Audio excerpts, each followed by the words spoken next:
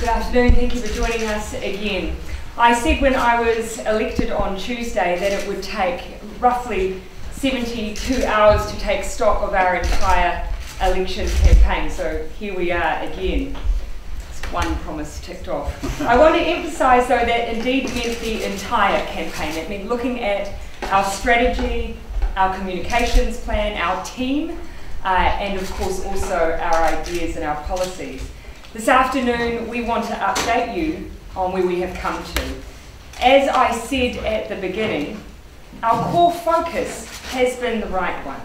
Housing, health, education, these are issues that didn't come from nowhere. They came from voters, they came from the public. That's why they will continue to be our focus. Today though, I am announcing the areas I will add additional policy to in the future. This is a direction of travel. As with any policy announcements, they will come through the course of the campaign. These areas include housing, education, key infrastructure, and the environment. We also will have additional announcements with a Māori focus. The first announcement will be made on key infrastructure on Sunday, and this will be closely followed by an environmental announcement on Wednesday. But we also looked at our team. Now, we have great support, but this will be, as we've said, an exceptional campaign. So I've looked for additional strategic support to add to our team. I found that in Mike Munro. Mike will be known to many of you for his time spent here in Parliament under the last Labour government. He will be an excellent addition to our team, and he takes on the role as strategic advisor. I've also committed to changing the nature of this campaign. We're focused on building and keeping energy and momentum, but we're also focused on being as accessible as we can be. The equivalent of Hamilton worth of young people didn't vote last election. That has to change. We will be using different tools, every tool available, every single week we can. I will, for instance, be hosting Facebook Lives every single week. I want to reach everyone. Many are, of course, looking for a sense of our campaign, though, through just one tool, and that is our tagline. And it's come almost inadvertently. When I first wrote a post on social media about the campaign, I finished it with the most natural conclusion. Let's do this. It's not just about the next 7 weeks. It's about what we can do if we are in a position to make change. I'm excited by this campaign and by what's possible. So let's do this.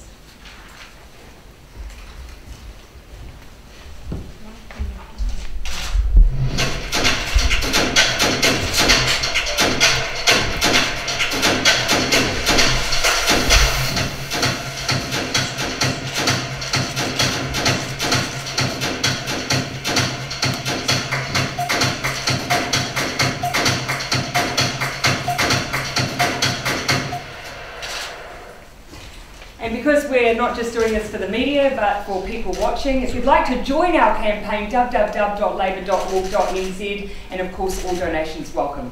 All right, we're ready for your questions.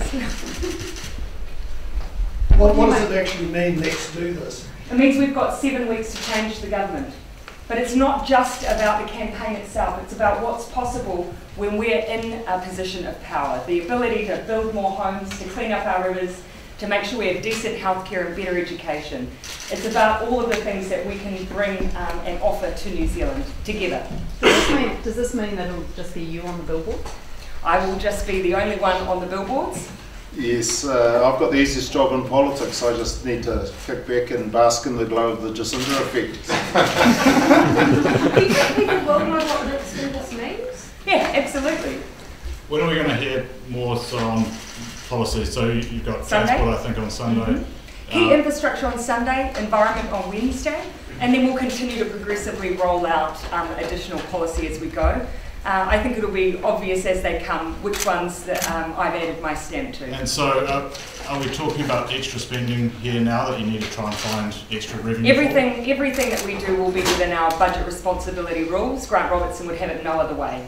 And on environment, you've talked about New Zealand being a leader on climate change, so what could we expect to see there? And our climate change policy, I think, currently reflects that, but I'll be looking for ways that we can further enhance that. Is your environmental emphasis going to be on water and rivers? Is that the policy that's coming? That's certainly something that public have told us they care about deeply. You know, and we've been very, very clear that that's a sign of whether or not we truly are a clean, green nation. I think it's a real touchstone point for New Zealanders. So cleanliness is very important to us. Water, obviously, as a nation, is very important to us, but it's not the only environmental challenge we'd like to speak to. Have you worked out how much replacing the filters and windows and everything is going to cost? I have not sat down and gone through that depressing exercise as yet, no. But obviously, it is going to come at a cost. The fact that we do have to redo campaign ads as well will obviously come at a cost. So that's why the additional more than 300,000 that is rolled in from the public is incredibly important, and that's why we're so grateful. Is that likely to suck up that cost and therefore not give you the expense? I couldn't tell you at what cost the hoardings will come, but this wasn't an option. We had to change out the hoardings. The campaign has changed dramatically, obviously, and we needed to reflect that in our campaign. If you're sticking within the budget responsibility rules and other policies that are going to come up, so you mentioned wanting to bring new policies to the table.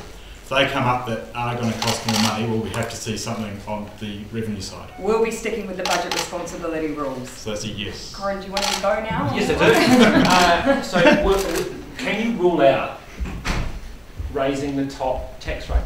I've given an overview of the policy areas that we will be adding emphasis. There might be other areas that we touch on through the course of the campaign, but I've already given an indication that in housing and education and the environmental space, and of course on Māori issues, that's where our emphasis will be. People wanted an indication though of your direction. So can you give any indication of whether you believe, that people on wealthier people on higher income should pay more tax? People will be left in no doubt of our direction during this campaign.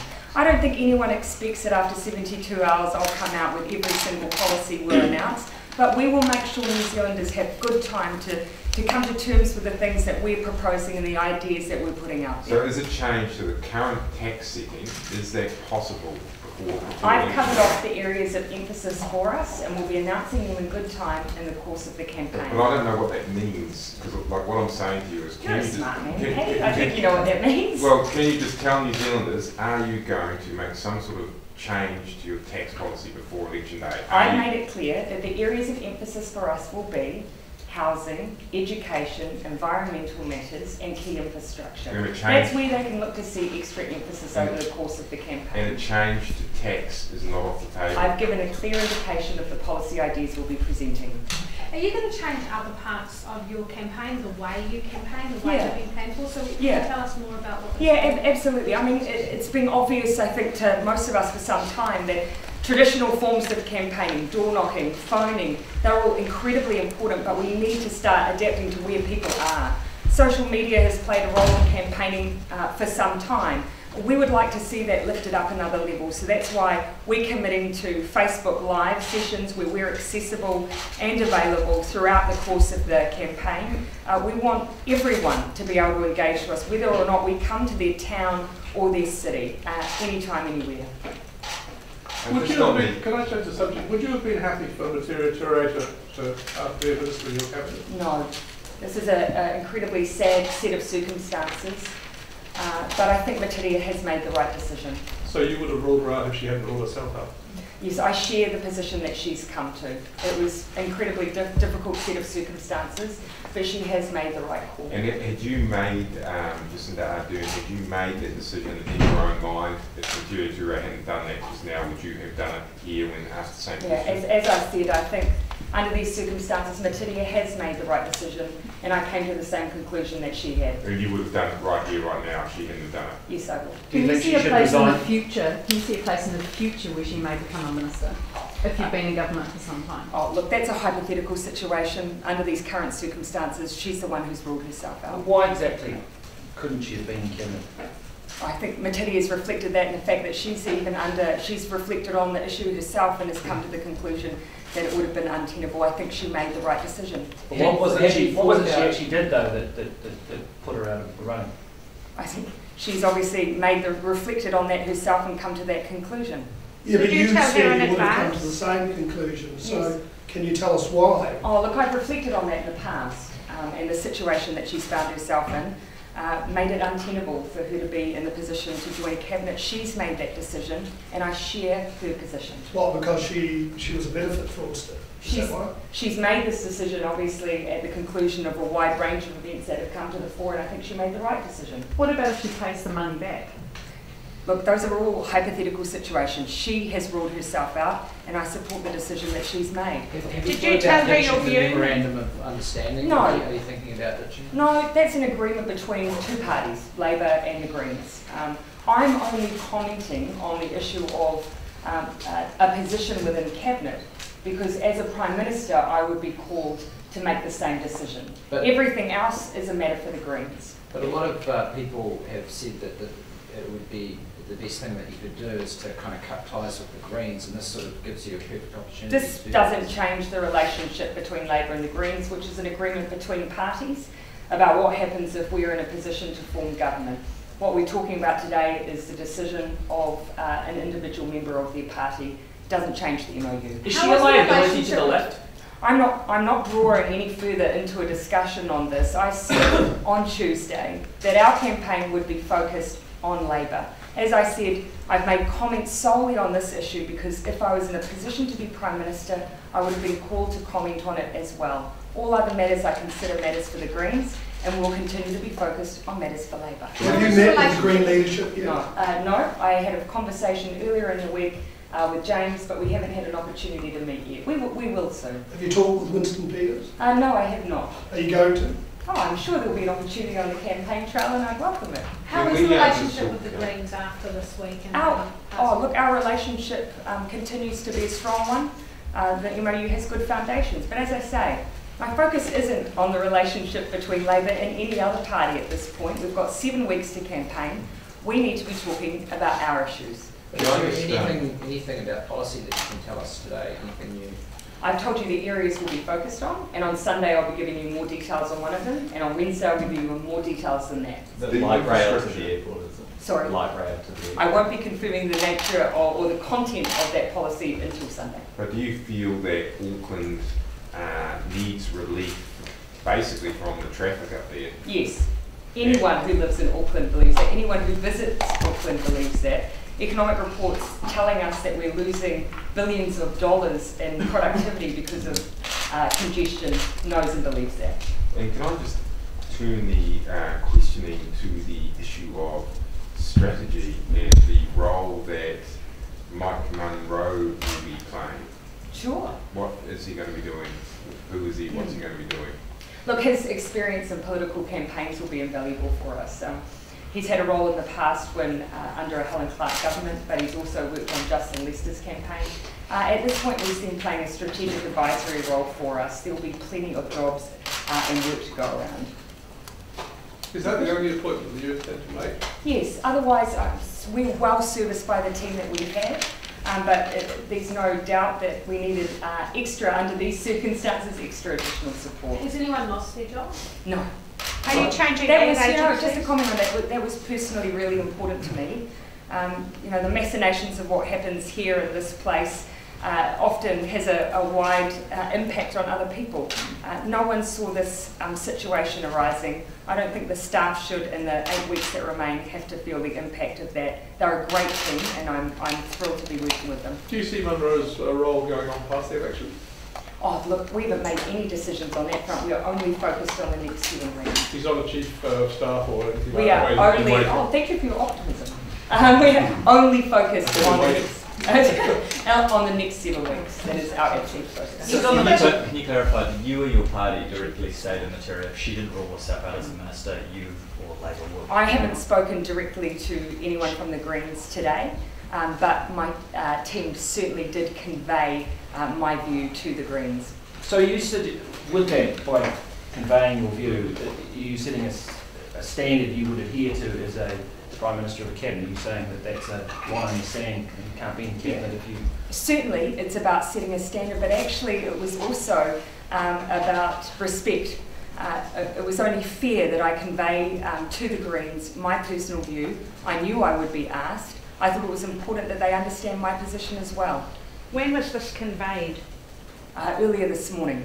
So you could have been the one responsible for material. I certainly, no, absolutely not. I do not accept that. Matiria has made her own decision.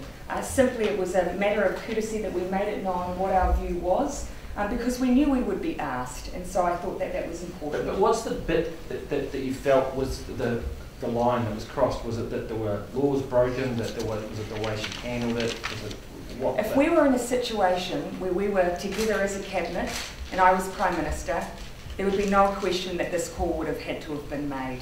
It's an extremely sad set of circumstances, but Matiria made the right decision. She says she's still glad she opened up this conversation around welfare and the living situation of beneficiaries and the scrutiny they face, etc.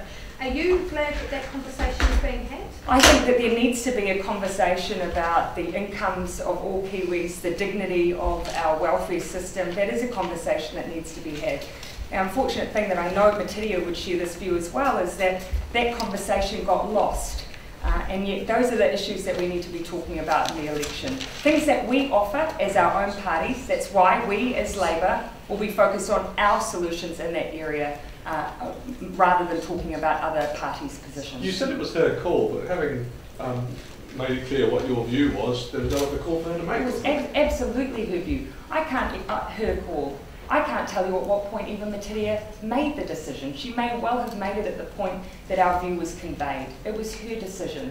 And I'm certainly going to hold the line that dignity needs to be given to Matiria on this front. She made the decision. We certainly shouldn't make assumptions that anyone else influenced her view. Sorry to ask this question again, but I just think it is very, very critical to the future of the election campaign and what New Zealanders need to know. Are you, as Labour leader, intending to make some tax changes that could see people pay more tax? That was dramatic build-up. I didn't know what was coming there. Pay all in good time. So you don't rule it out? All in good time. I've demonstrated the areas where we will have emphasis.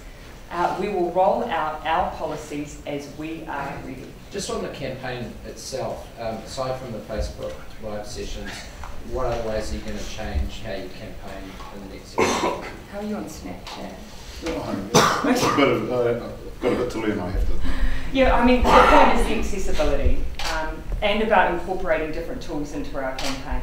Some of it might work, some of it may not, but I guess the point is that we're willing to try new things in this campaign, and I'm committed to us being as accessible as possible on the campaign trail. You said that Māori issues is going to be a renewed focus. How are you going to change what you've been doing? Is it going to be more than just Calvin becoming the deputy? Yeah, we indicated that we would have policies specifically in areas with a Māori focus, and that's certainly what we're committed to. We also have, obviously, the Māori campaign strategy, and that remains utterly in place. Can I just get clear? You said you're going to stick with the budget responsibility rules. Yes. Are you also going to stick with the fiscal parameters that you released as part of that? The fiscal plan. Fiscal plan. The fiscal plan was also connected, obviously, to the budget responsibility rules. But they are separate. The point, Vernon, is that we absolutely maintain that economic credibility is key in this election campaign. Whether we like it or not, people have a view on Labour and economic credibility. I would, of course, counter that we have a strong economic record. But that is why we produce the budget responsibility rules, and that is why we'll stick to them. Calvin, will some of that social media for you as you learn it be in Māori? You're talking about trying to attract Māori. Oh, absolutely, yeah. As often as we can, we'll do things in Māori.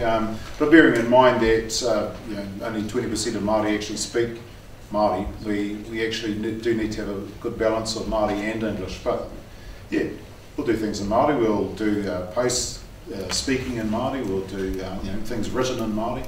So, how much market testing did you do around the phrase or the catchphrase "Let's do this"? We tested on ourselves, asked a few people. Certainly nothing that I would call rigorous or robust. Or I mean, we've obviously, you can see by the amount of time that we've had, there's only so much you can do. Which other ones did you rule out though? Were there any other phrases that you thought, oh, nah? Should we start a voting session on whether we landed on the right one? Of course we threw around a few ideas, but as I said, from the moment we walked out of this space and started thinking about what needed to be done, we noticed we actually had started using this tagline already. It was the natural response to this exceptional campaign, this campaign of our lives. Kelvin, You didn't actually you answer mentioned the Bernard's- Jacinda effect before. Can you just expand on that a little bit? Tell us what you've noticed in the last 3 days. Well, Jacinda's just had such cut through with young people, with women, across the whole country. In fact, I was telling the story about my cousin. His nickname's Creature. His real name's Jimmy. We were grave digging, and he goes, "Kelvin, I'm voting for Jacinda." And I said, "Mate, you live in Moirua in my electorate." And he goes, "I'm voting for Jacinda." Now, if you can get Creature interested in voting, Jacinda can get Creature interested in voting. She's nailed it. Grave digging with someone called Creature. Yeah, and we're at school together as well. Yeah, can you tell us how you got the name? Oh, that's another long story too. If you meet him, you'll know why we call him that. Jacinda, can you just clarify further for Bernard's question? Are you going to stick to the fiscal You plan? both know Grant Robertson, and you know what parameters that he will hold me to. He's already released the fiscal plan. I'm just trying to find out if you are now sticking to that, and anything further that you might add will be within the money reserved for unallocated spending. Yeah, we have stuck to our parameters so far in this campaign and will continue to do so. That includes a combination both of the fiscal plan and the budget responsibility rules, but everything that we announce will make sure is fully costed and sticks within the parameters that we've set ourselves. Well, you don't need any more cash then. Well, there's obviously pre-food to come as well, so there's a number of different dynamics that will enter into this campaign. But you don't need any more cash then. There's pre-food's yet to come as well, and there's another number of different dynamics in this campaign. All right, that's right. Thanks, all right.